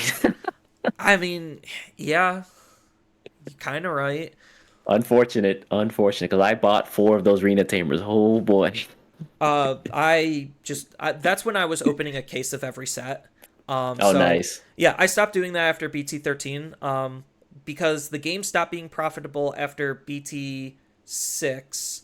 BT-5 Holy was the crap. last set I broke even on. I started getting diminishing returns after that. Because I was actually being a more proactive seller.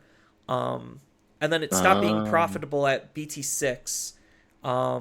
So I was just like, cool, I'll just have a case just to get my own playset, and that's it.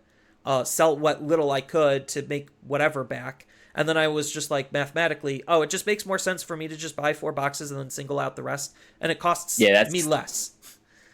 So, that's pretty much what I do at this point as well. Yeah, so boxes and singles. Yeah.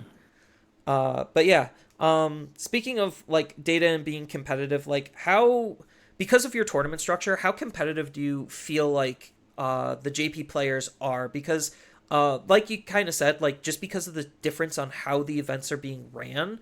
Like I Mm. always feel like when I'm entering a big event, like a regional, I have to be extra sweaty, and like I've definitely felt like some mental depression after like losing a couple of like really tight situations and bubbling out of Yeah, like that's top rough, cuts. especially the bubble. Yeah, so like the last tournament, I bubbled out of top 32. I was 33. The guy who was in 32nd, Oh, yeah, the guy who was in 32nd, he messaged me. He's just like, "I'm sorry, I'm the one who put you out of the bubble," and I'm just like, Jesus Christ. "Yeah, I'm like, I appreciate the gesture, my guy. Can you send me your prizes instead?" Yeah, right. But I'd appreciate those. yeah, but like You're feeling charitable. when I get into those situations, that's kind of like when some depression starts to sink in. But that's because I Mm. know how like sweaty and competitive English players can be. So like, do you feel that's kind of a thing in Japan?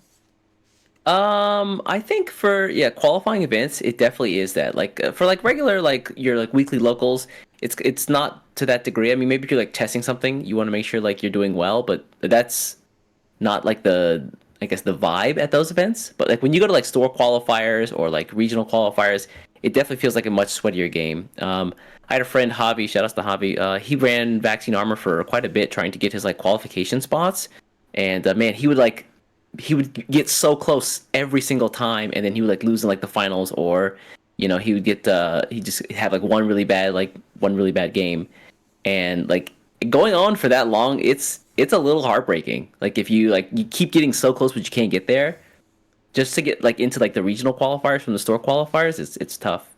Yeah, As because far as like rule sharking as well, like there are times where players are you're not in a competitive environment. They'll be like, look, in a competitive environment, I wouldn't let you done that. So, for example, in the case of like Ukomon, like the promo one, where the wording on the card is that you must hatch an egg first and gain memory. And so my friend was playing, and he gained the memory first and hatched the egg. And the guy was like, "Look, we're playing casuals right now, but if we're in a tournament environment, I'm not gonna let you do that because you've bypassed like the egg hatching yeah, point, so you only gonna get the memory." And he's like, "Wait, what?" He's like, "I mean, that's how it's written on the card." So I mean, those kind of environments definitely exist. Like when people are competitive here, they're very competitive. Okay. Because I was just curious, because I didn't know if Japan was a little bit more relaxed usually, but it sounds basically kind of just the same. Like It's competitive pretty is, similar, I yeah, think. competitive people are just competitive people. Yeah. So, Sweats exist everywhere, trust. yeah, not saying like sweats don't exist anywhere. Mm. That would be nice if they did, but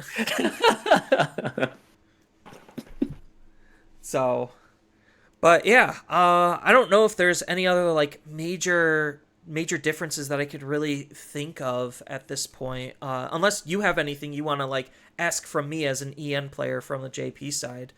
We talked about like card acquisition. That was a big question I had. Your guys' tournament structure, we talked about as well.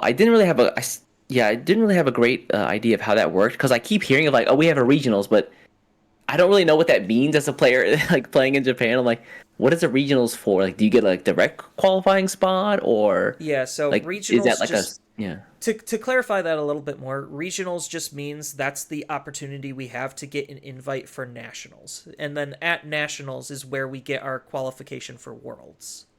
So So the nationals is invite only is what you're telling me. yes. They have opened it up and changed things before, but we have no idea what it actually is because they keep changing it every single year. So like the first Oh, year, because it was locked to online, you had to have your invite, and that was it. But they made invites easier to get because store championships also had invites.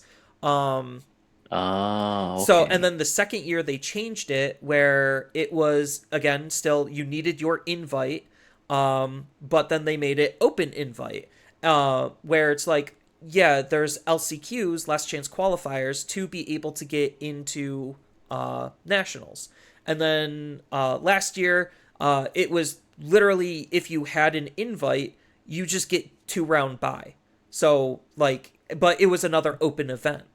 So they keep changing it. So like what our invite means keeps like we don't actually know what it actually ends up as. But do you guys not have like an idea of what the actual tournament season is going to be during that year? No, not really. Basically they Really? yeah, so they do it in 3 waves over here where it's just like okay, wave 1 starts basically like a month or two after Worlds. So it's just like wave 1 will be Okay. like the spring season, wave 2 will be the summer season, then the last wave will be like this combination of like winter or fall. Most of the time it's just the fall stuff. Um Oh, Yeah, and each one will have an unspecified number of ways to get invites, because Bandai doesn't seem to know themselves. So it's not like we just know, okay, I mm, have 16 opportunities to get invites because there's 16 total online events throughout the year. Plus, maybe if I travel, I could get a couple more opportunities. No, it's just whatever they decide to post is literally what we get, which is why we're complaining constantly that we want more, we need more, and we want more both online and in person. oh, I'm taking a look at the site now. I see the wave thing you're mentioning. Like, they're talking about the wave three events and when they're happening. Yeah. Man, So that's kind of confusing. Wow. it is. That's why we don't really like the tournament structure. And, like, honestly, looking at a lot of other competitive games' tournament structure, like, this is going to sound really sad. I honestly think Pokemon does it the best, like, point system. Oh, Because that would be nice. Yeah, that would be really cool, actually. yeah, because then if we just play in enough events and if we do well in the events we play in, we could still earn our invite without needing to be as hyper sweaty to always make sure we can get into top 16 every single time if we want to get our invite back. They already have like an established infrastructure to even set that up because they can just use the Bandai TCG app and just like tie everything to your account. And Yeah. because all the events are logged there, man, that would be such a huge win. Man, Bandai, bro, if someone's listening, either put that in the questionnaire or tell your uncle who works at Bandai or something. Please, God, that's a fantastic idea. I like the point system a lot, actually. Yeah, which is why like people tend to ignore Ultimate Cups is because they don't offer invite opportunities and only regionals do. So if it says Mm. regional, we know that's important, which is why they changed like store championships to basically be like store championships and store regionals.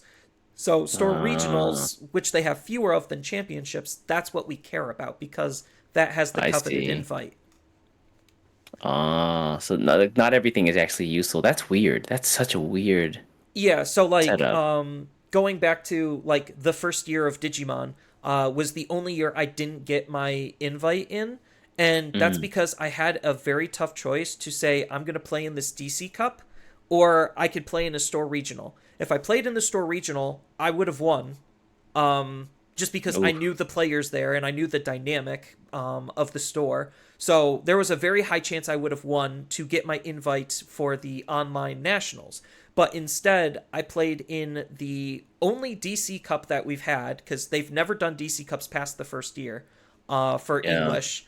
And I managed to top 8 that. But because I top 8'd it and I got the All Force, the DC All Force, it Mm-hmm. doesn't mean anything towards nationals.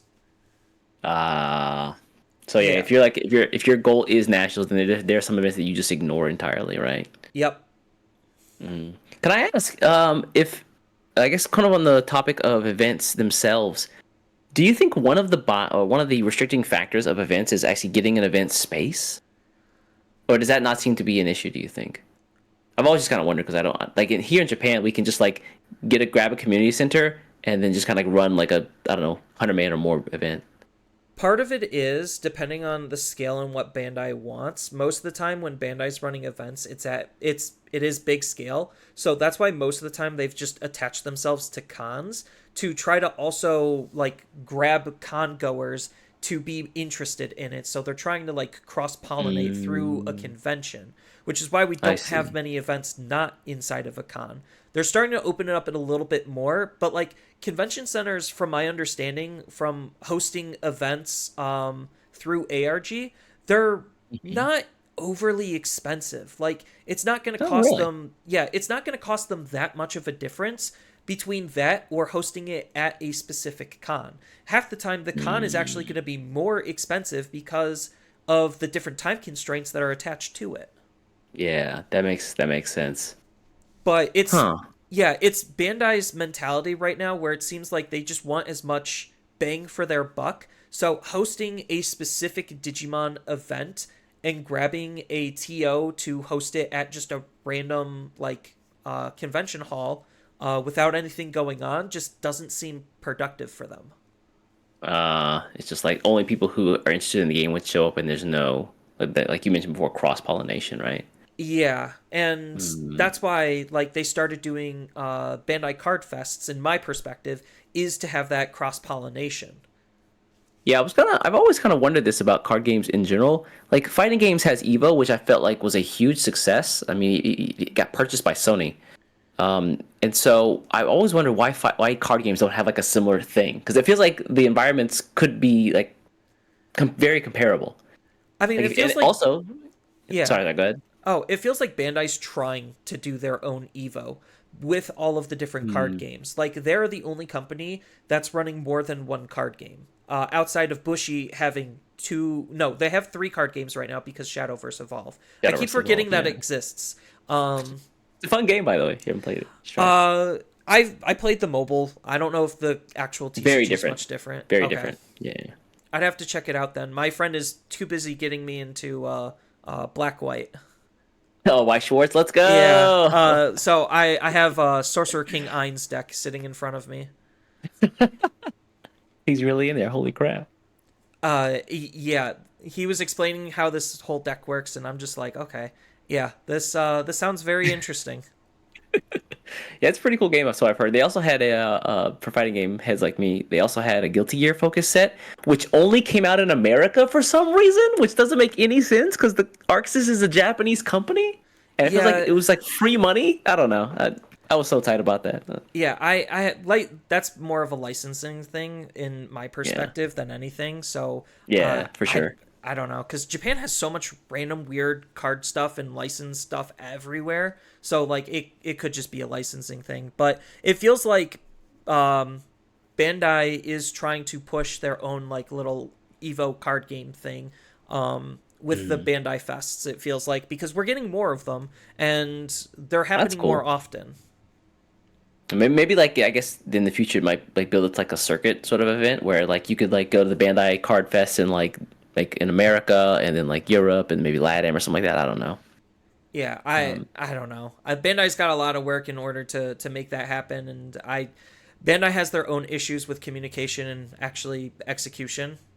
yeah, So top down communication is really tough, I think. yeah, which is funny because Bandai doesn't actually have like an English department. Everything is just literally from Japan. There are some English folks I know out there, but like they're mostly like just taking orders from like marching orders from the Japan office. So yeah, it's pretty much like that. Yeah. It's like a Nintendo of America type thing where it's just like Nintendo of Oh America yeah, is literally just a branch where Japan still makes all of the decisions and Nintendo America is just the communication part. But yeah, Bandai doesn't they are the. exactly have that Bandai of America to communicate stuff more properly. Mm, yeah, man, Nintendo of America sometimes being the whipping boy is kind of unfortunate.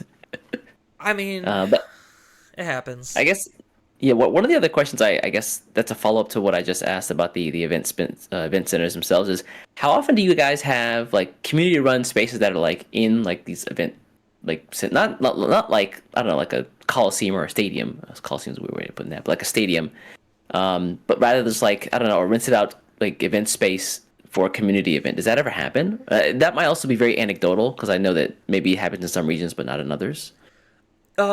It's more of a location thing. So it's like some Mm, areas I do know host like slightly larger locals. Like I know Florida is like a really hot spot for Digimon, just because mm. PPG is there. But there's other card shops that are from Florida also that are relatively large to be able to do that.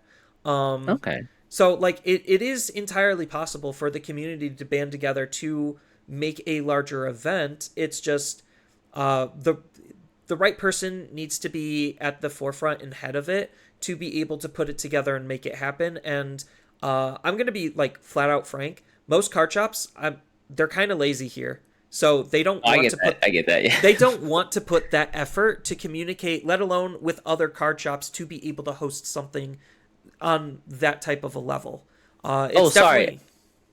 Oh, go I don't ahead. mean card shops themselves. I mean like actual like I guess people who just like play Digimon. Are there any like organized community events where someone's like, "Hey, we got this hotel ballroom for a weekend. We're just gonna run like a huge Digimon event here, like in I don't know, New York or Virginia or California or Arizona or whatever." Yeah, like the Smash tournaments of old. So that's how Big House started. Um, Yeah, yeah, yeah, yeah. Yeah, so unfortunately, no. It is just a person needs to be in the right position to be able to organize that, and most people, I get that. they kind of don't. And when they do, most of the time it's online just because it's easier. So it's like Fair, we do yeah. get like, hey, I'm hosting a win a box or a win a case. It's gonna be like it'll end up being like 50, 60 players, which is still pretty decent. Um, but it's going to be online based just because they could reach more people that way. Mm. I guess it also depends like how many people in your I guess immediate region would be willing to travel for an event, which is probably much smaller than people who just boot up a webcam, right? Right. Because, like, if I were to try to host an event like that in my hometown, I don't know how, one, how much people would be attracted to it, and two, what the reach would be for the area that I'm in. Right. Yeah. Those are So, two pretty big factors, I imagine. yeah. But it would be cool if we did have more like community like in charge community members, because I know that's something that you kind of want to promote is like helping people actually be able to get to organize something so people can play the Yeah. game. I mean, that worked out fantastically for fighting games. Like this is like I have like a lot of experience like actually running fighting game events, and so like seeing that being so successful, I'm always just kind of curious like why other genres of games don't do the same thing.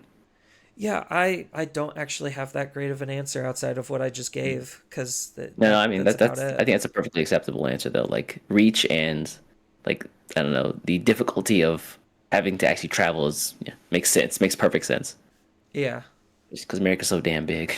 Yeah, it's too big to a fault almost because that's why we have Yeah, like pockets of areas where it's just like, yeah, people could look on the Bandai TCG app or like the Bandai website in whatever town they're going to be going to if they have a store that runs Digimon. But half the mm, time that's inaccurate information because they could sell Digimon, which means they're on there, but they don't actually have a community. So it's slightly yeah. misleading, which is why we still get a lot of people asking. Yeah, it'd be nice if there was also a hub of like where you could find people actually playing the game. That'd be nice, but that's a very difficult project in itself. Believe me, I tried. In just my state, it was very difficult, and I was trying to take Yeah, charge of that, and it just became too much. Um, and that sounds like a lot of information, work. yeah, and information was changing constantly, and So, just trying to yeah, be informed on that while being a YouTuber, while being a competitive card player, while also working a 9 to 5. I was just, right. I couldn't You're keep spinning up.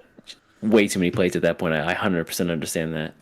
Yeah, that's why my Facebook Mm. page for like my state kind of just died. If anyone who's in my state is actually listening to this, Rest in peace. yeah.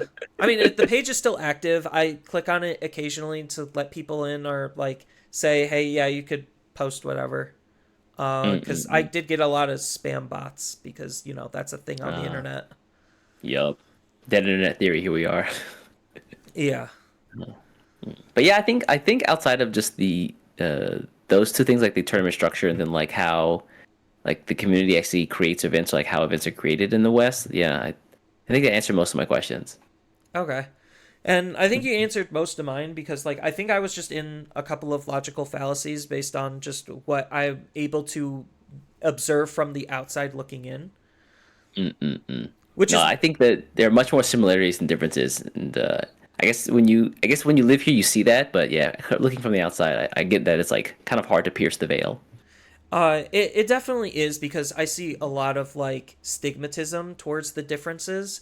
And like that's Mm. kind of where a lot of this came from is just years of built up stigmatism where it's just like we can't trust Japanese data, it's best of one. And I'm like, yeah, but they were still able to do something. That means something, I regardless if it was mean, best of one. Numamon's good in both formats. I mean, I don't know what to tell you.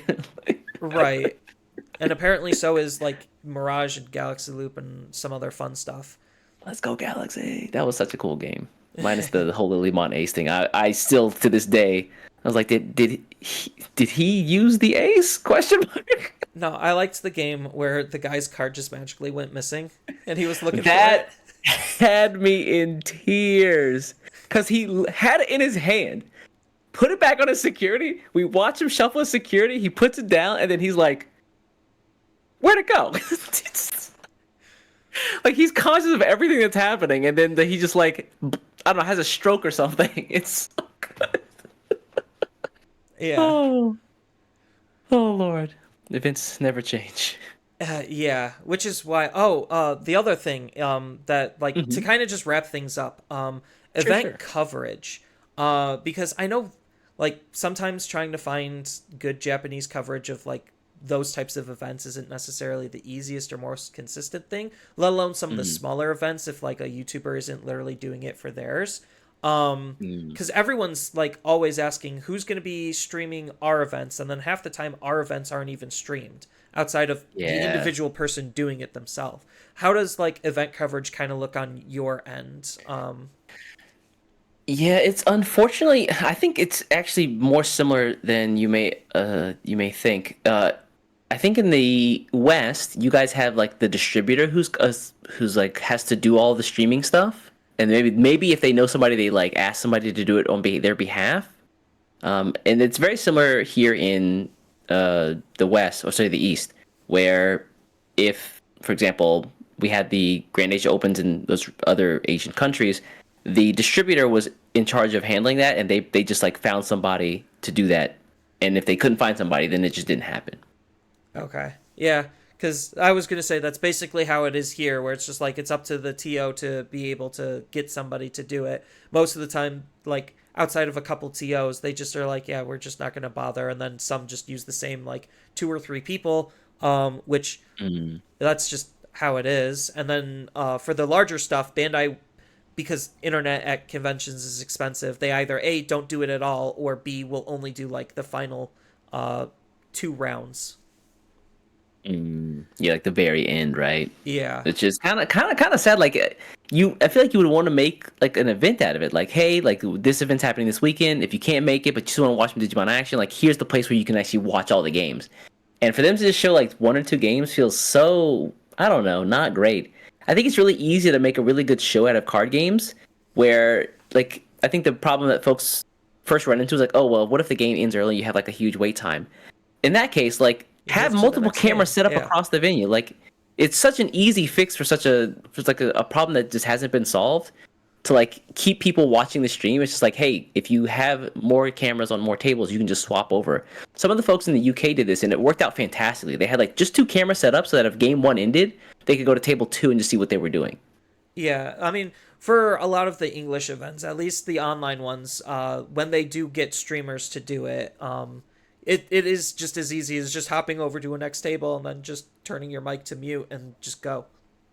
Yeah, I mean, I had a chance to speak with some of the suits at Bandai a while back, and a friend of mine runs the company that actually does Evo 10-0. Okay. And I pitched in the idea like, hey, what if you guys got like people to actually stream all your events? Like they have bases pretty much set up around the world. They could just go to the local event there or the like the regional event there and then stream it, and then you have like it's like free marketing for your game. And they just weren't on board with the idea. So I Yeah. tried. I mean, that's probably just a company thing. Like Bandai, just as a Yeah. company entity, doesn't really care for that. So they just see it Mm, as an extra unnecessary expense because they don't know yeah. what the returns are going to be on it. Yeah, they don't see like the immediate value. I get that. Yeah, because I mean, look at fighting Bandai. games though. I mean, Yeah, I know. Because Bandai, to me, um, they try to play things as safe as they humanly possibly can, which is why it annoys the ever living crap out of people how they do print runs of stuff. So it's just like, are we going to get a yeah. reprint of this? Not unless the demand is that big, and the demand has to actually be that big. It Mm, was for One Piece. It was for the beginning of Digimon. But right now, like BT16, everyone's still clamoring for, having a hard time getting. Which is why some of those cards are like uber expensive. Same thing with EX6. Um, and yeah, this is just what we made. So we have the X% buffer, and that's kind of all they have. It's not mm. like Pokemon or Yu-Gi-Oh or Magic where it's print to demand. They just Well, man, yeah, they just that's wouldn't why that they be take the nice? pre-orders to know exactly how much they're printing, and then they print based on the pre-orders, which is why like a set like RB1, when it like flops really hard, hurts consumer confidence. They don't order as Yeah. much. That hurts us in the end. It's a pretty vicious cycle too, right? It's It hard to like is. climb out of that, I think. Yeah. But that's just Bandai like playing it safe because it's just like, oh yeah, our set sold out. We made the money we could off of it. Could we have printed more and made more? Sure. Did we need to? No, we already did what we needed to. Mm, So yeah, I get it. I yeah, get it. I so get it. streaming expense is just how much Like an return on the expense, invest. Yeah, yeah. it's just an expense. They don't see the Hmm. return on the investment. The eyeballs. I promise you they're there, Bandai. They should talk to the people who actually run Tekken. They're so close. Like the offices can't be that far away from each other. They live right down the house, right down the street from my apartment here. Well, that might be like the difference between Bandai and Bandai Namco. So I No, no, don't. they're in like their offices are like right across the street from each other. Oh, Like are they they? have to talk. Yeah, it's like Bandai Namco's right here. It's Oh, that's hilarious. it's so funny when you think about it like that. Yeah. No, not now that you actually put that into perspective, that actually is hilarious. It's just like we could learn from ourselves, but we're not going to. And we could Can't cross that obviously, street, man. yeah, and we obviously could learn from others, but we're still not going to. And I'm just like, why? Like, whatever, Who knows? Maybe they'll cross the street one day. We'll see. maybe. But yeah, so I think you answered all my questions. I answered all your questions. So I don't really know where else to go from here other than to wrap things up if we're all good. Because Yeah. what time is it for you in Japan? Because usually when I record these slash stream them, they're usually like 6, 7 o'clock at night Eastern Standard Time. Whew. Yeah. So what time is it for you over in Japan land? So right now it's 10:30 a.m. or 10:20 a.m. We start around 8:30 ish. So Yeah. yeah, like you can basically take whatever East Coast time is in the States, and then minus 1 hour, and then flip the times, and that's pretty much what it is here in Japan.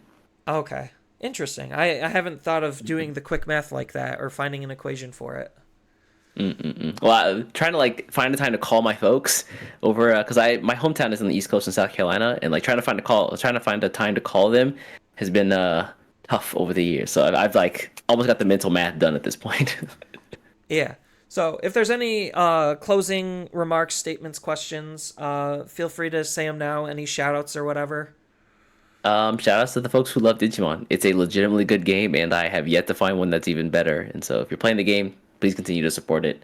Also, Mother Shoto ain't a problem. Yeah, I kind of agree with most of that. I'm gonna hold my statement on Mother Shoto until I experience it myself and see what's Mm-mm-mm. all about. But we'll get it in like a month, so we don't You have guys get that long. everything pretty quickly, yeah. Yeah, thanks unification. And Pretty like soon. I do think like we're veering towards a good direction with unification because like BT7 or BT18 and BT19 don't feel like absolutely insane. I haven't seen anything Mm. to make me stop and scratch my head and be like, why did Bandai print that? So I Thank definitely God. think the new designer is in a good direction with where they're Mm. trying to head the game. So I have faith that unification is going to be good. The road to get there might be a little bit rocky, and Yeah. I think like they really are going to have to prove themselves with unification. Like that year is probably going to be the most important year of Bandai's history for the Digimon trading card game. Yeah, next year is going to be a hell of a year. Hopefully they've learned a lot over the past three. I mean, COVID was a weird environment, but like it feels like they're willing to listen to the players. And I mean, if the RB set was any indication, they wanted to include those mem boosts. But hopefully the monkey's paw doesn't curl in some way. That's all I'm really hoping for. Like, just Yeah. please, Monkey's Paw, do not curl, because I want to continue playing this game because, like you said, I do think like compared to every other game on the market, this is the best card game. And I'm not saying It's that just yeah, because I'm a by Digimon by channel. far. Yeah, Like by I far. actually have played, studied, and designed games, and this is just one of the best foundations I have ever witnessed. Mm-mm-mm. Hopefully it continues. Fingers crossed. Yeah.